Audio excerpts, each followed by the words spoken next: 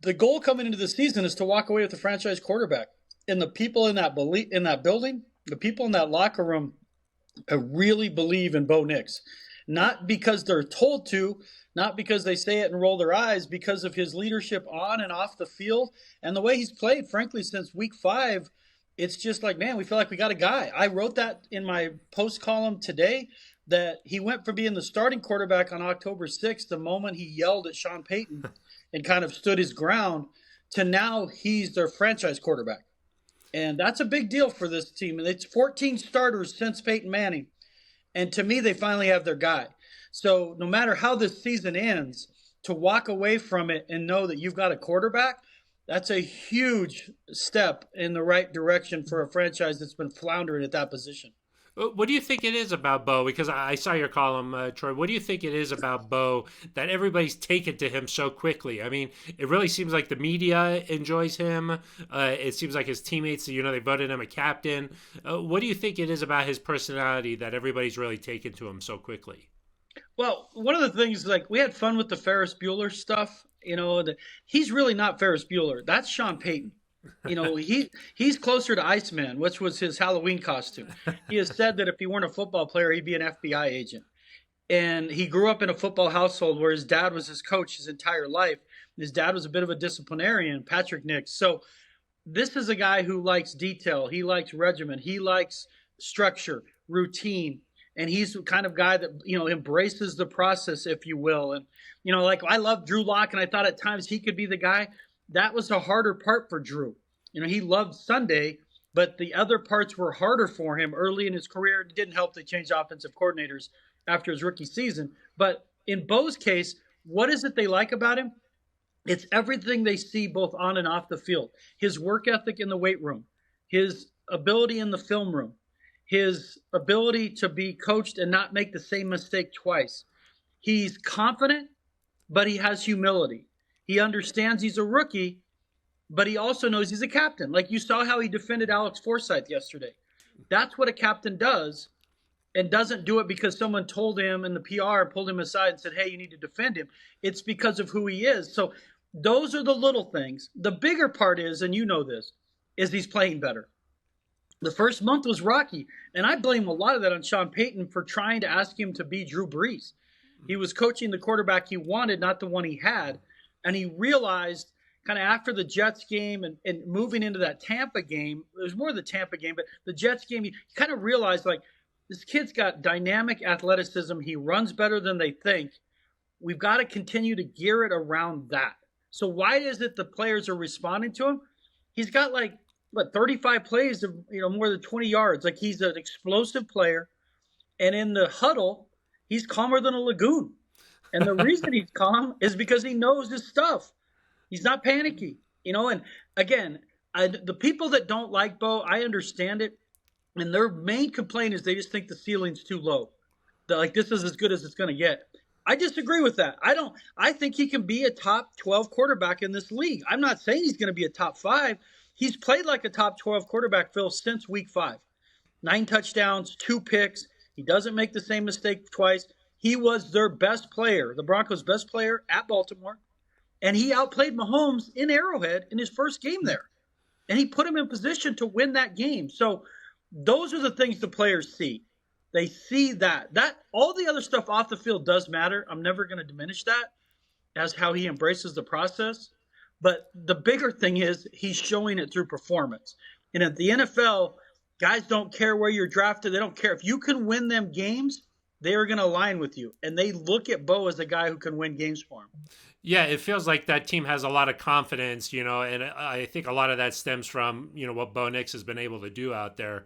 And I like what you said there, like, he's got a good balance, huh, Troy, about, like, he's got enough confidence, but he's also humble enough to know that he's a rookie. I think that really stands out, too. It feels like he just was born with some natural leadership ability, too. Would you say, Troy? Yeah, I mean, his dad was the quarterback at Auburn, Patrick. He's my age. I watched his dad play in college, and he grew up in that environment. And it is part of the remarkable story of Nix and why they liked him so much coming out of the draft, beyond the accuracy and his kind of simplification of life of, he's married, he's older, he's mature. He's family football. It's probably faith, family football. That's pretty much it. Not a lot of distractions. But when you look at this, Phil, his dream since he was a little kid was to be the quarterback at Auburn. And he was their top recruit. I remember watching his first game, and he threw a touchdown. What's that guy's name? Seth, the former receiver. Was it Seth Williams? Former yeah, receiver. Williams. Yeah. Yeah, he threw a touchdown to him to beat Oregon in his first game. I watched that game. It was at Dallas, the Cowboys Stadium, and he didn't play particularly well, but he comes up with this huge play at the end of the game to win it, and that was his dream. He was their Tim Tebow, like a better throwing version of Tim Tebow. And then by year 3, he's on his third offensive coordinator. He's hurt. He's getting booed, and he has to transfer from Auburn, where he's met his future wife, where his family has invested their whole life cheering for. And all he does is go to Oregon and reinvent himself. And I think going to the Northwest, kind of as far away from Alabama, both culturally, socially, everything, was just a good reset for him to kind of reinvent himself. And he goes with Kenny Dillingham, who's now the head coach at ASU. And Kenny did something remarkable for him. Rather than, because Kenny was his coach the 1 year, his freshman year at Auburn when he was his best there. When he gets back to Oregon with Kenny, rather than Kenny saying, you know what, I got to get my hands on this guy, I'm going to fix him, I'm going to do all, he went to Bo and said, we got to clean up some footwork stuff, but this is your offense. Take it over. And by giving him ownership, it just, the light bulb went back on. It was part of the trust issue of, hey, you're my guy. But he went to him, and instead of overcoaching him, he was like, I know what you can do. Here's the offense. Teach these guys. And he beat out another 5-star. He becomes the starter and completes 75% of his passes over 2 years and nearly wins the Heisman Trophy. So him learning to deal with that adversity, I think, was a good thing for him going into the NFL. Because you watch with Caleb Williams, some of these quarterbacks who've never dealt with adversity, it is rough sled. It is tough sledding. We're not used to it. And again, you're in a locker room with grown-ups. This is their livelihood. They don't have a lot of patience for it, And Bo, having been through what he went through in college, and he's older, he's more mature, it's all working. But it's only working, Phil, because Sean Payton is bending to his strengths, where I didn't think he did the first month. Now it's more RPO, one-side reads. Let's use his athleticism. And I'm telling you, as Audric Estime continues to get the carries, the play action's going to open. I think this offense is about ready to turn the corner. They lack weapons. They got to get weapons in the offseason. They need another receiver. They absolutely have to get a pass-catching tight end. But going forward this year, if Estime's the guy I think he is, their offense is going to get more explosive quickly because of play action.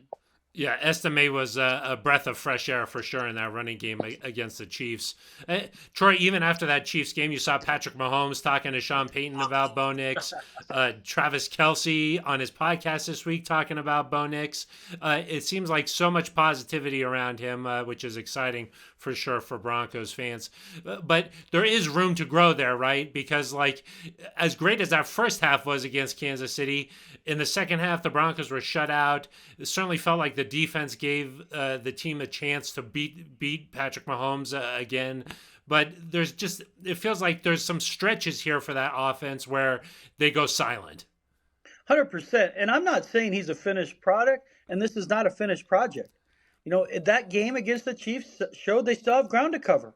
They're not there yet. Like, when you're going to beat the champ, you got to knock them out. I joked in my column on Monday that, if there was a plutonium spill in Kansas City or in that area, that the only things that would survive would be a cockroach, Chuck Norris, and the Chiefs. Like, that's who they are. Like, you've got to put them away. And they didn't. And the kick is the kick you make probably 95 to 99% of the time. You didn't. And you left yourself vulnerable because your offensive production in the second half was essentially 53 yards. That's not going to win a lot of games on the road. But can they get better offensively? Yes. They've got to execute better in the run game to open up the pass game. They've got to continue to use Bo Nix's legs. Where Bo's made the biggest improvement, and Nick Kosmider has a great piece in The Athletic about that, it's the intermediate throw, the 5 to 15-yarder. The first month of the season, he was completing 37% of those. Now he's up to 67, 70%. The next phase of this is the long ball. And we saw it to Cortland Sutton. And again, that's the reason when people are like, why do you like Bo Nix? Did you see how he missed the bomb to Troy Franklin against the Ravens? And the next week, almost the exact same play to Sutton. It's a dime. That's where you see a player who gets it. He doesn't make the same mistakes twice. And Phil, in the NFL, you only get a couple of deep strikes a game. It's not college where, we're going to get it every series. You're going to get it a couple of times and you miss one. That can be the difference in the game. And so the offense has to improve. Part of it is they lack weapons. And so Sean Payton, it's on him to continue to scheme it up and get your best, most talented players the most touches.